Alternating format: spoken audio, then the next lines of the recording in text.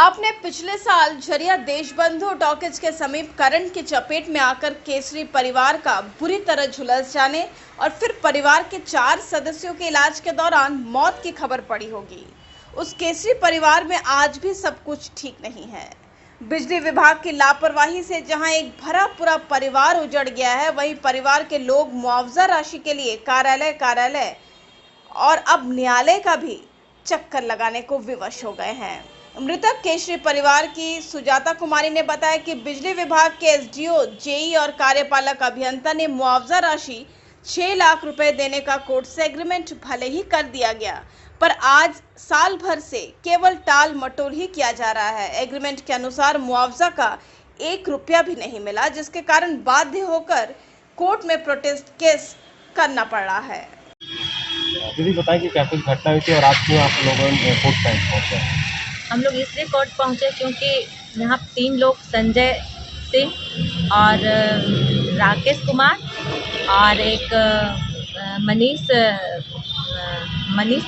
मूर्ति, चंद्र मूर्ति, ये लोग तीनों मिल के हम मैके आए थे। तो तीनों मिलकर बोले कि मतलब आप साइन कर दीजिए, ये केस को उठा लीजिए, हम आपके बच्चे लोग को मतलब ये क्या इलाज के लिए पैसा देंगे, मुआवजा देंगे। तो हम बोले कि ठीक है। तो मेरी बच्ची तो चली गई, मेरी भाभी भी डेथ कर गई।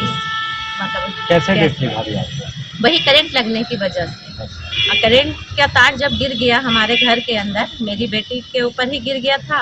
अब मेरी बेटी भी चली गई और मेरे भाभी का भी एक्सपायर हो गया। अब 2 बच्चे हैं मेरे घर में, उनके इलाज के लिए भाई खर्चा तो चाहिए ही। उनके मम्मी पापा नहीं है, तो उनके इलाज के लिए ये लोग बोले थे कि हम पैसा देंगे, लेकिन अभी तक 1 रुपया का कुछ भी नहीं है। हम लोग से साइन करवा के ले गए, ठगा के बोल के कि हाँ हम लोग देंगे, लेकिन अभी तक कुछ भी 1 रुपया का ही है। हम चाहते हैं कि इलाज के लिए उनको पैसा मिले। हाँ, क्या नाम है आपका? मेरा नाम सुजाता केसरी। चलिए बताइए। न्यायालय इसलिए पहुंचे कि 8 नवंबर 2021 को हमारे बिहार टॉकीज के निवास पर 5 मेंबर को 11,000 वोल्ट के करंट लगने से बुरी तरह से जख्मी हो गए थे सभी को। तो उसी में हम लोग केस किए थे झरिया बिजली विभाग के ऊपर। तो वो लोग द्वारा बार बार प्रेशर बनाया जा रहा था कि आप लोग कंप्रोमाइज़ कर लीजिए, जो मुआवजा होगा हम लोग देंगे।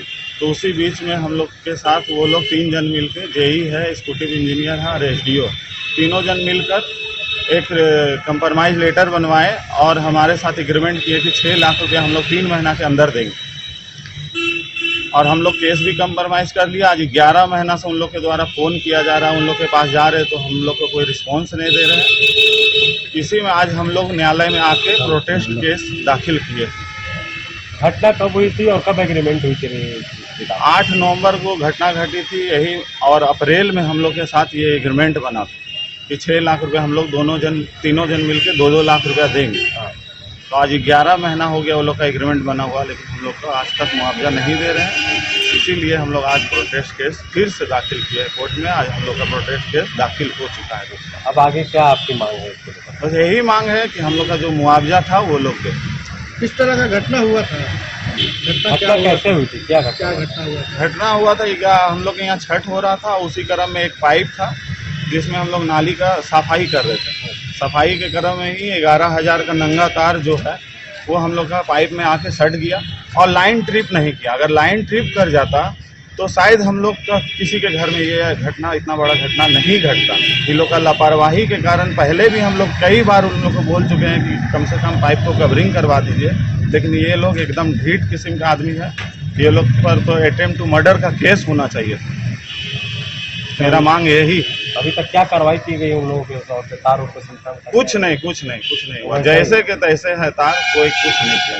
नाम अब तो प्रभु जी प्योर फूड आ गया है धनबाद में। मिठाई, नमकीन, चाट, साउथ इंडियन, चाइनीज से लेकर सात्विक भोजन तक सब मिलेगा। प्रभु जी प्योर फूड, चलो कुछ प्योर खाते हैं। प्रभु जी प्योर फूड अब आ गया है मेमको मोड़ धनबाद।